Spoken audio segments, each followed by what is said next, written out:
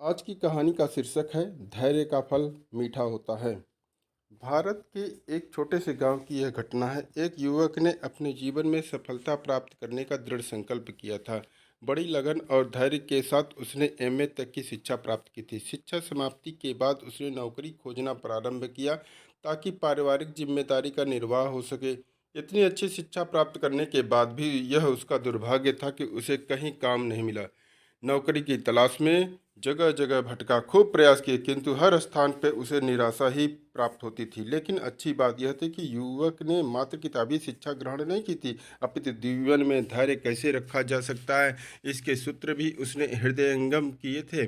अतः आशावादी बनकर वह हर परिस्थिति का सामना करने लगा और उसकी खोज लगातार जारी रही।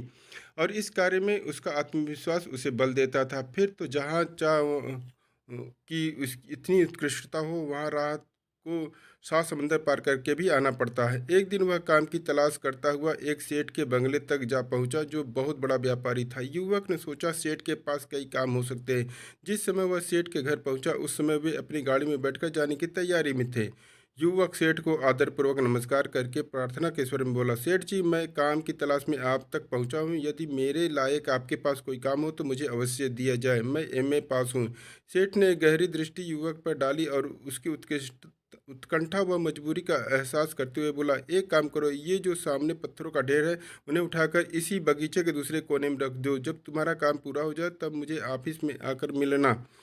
एक पल की देरी किए बिना वह युवक श्रमपूर्वक कार्य में जुट गया। एक एक करके उसने सारे पत्थर उठाने प्रारंभ कर दिए। बड़ी लगन और बड़ी मेहनत के साथ उसने सेठ द्वारा बताए गए स्थान पर वे सारे पत्थर रख दिए। लगभग 4 घंटे में उसका कार्य पूरा हो गया। तब सेठ के कार्यालय में पहुंचा और कार्य पूरा होने की सूचना दी। सेठ ने युवक को बुलाकर पूछा, यह काम हो गया, क्या तुम और भी काम करना चाहते हो? उसने विनम्रता स्वर में कहा, जी, मैं काम करना चाहता हूँ। सेठ ने उसके साहस और धैर्य की परीक्षा लेने के लिए कहा, अब तुम उन पत्थरों को उसी स्थान पर रख दो जहाँ से उठाए थे। सेठ का आदेश पाकर युवक पुनः सेठ के बंगले में आया और पूरे उत्साह के साथ काम करने लगा। उसका लक्ष्य मात्र एक निष्ठा से काम करना था। काम क्या है, कैसा है, इस ओर उसका तनिक भी ध्यान नहीं था।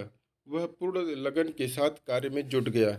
शाम तक वह काम पूरा हुआ और वह ऑफिस पहुंचा। सेठ ने मुस्कुराते हुए कहा, यदि और काम करना चाहते हो तो कल आ जाना। इतना कहकर सेठ ने उसे 100 रुपये दिए। दूसरे दिन भी ठीक वही कहानी दोहराई गई।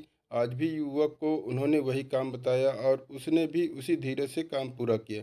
चाहे काम का कोई सिर पैर उसे समझ में नहीं आ रहा था, फिर भी वह प्रसन्नतापूर्वक परिश्रम करता रहा।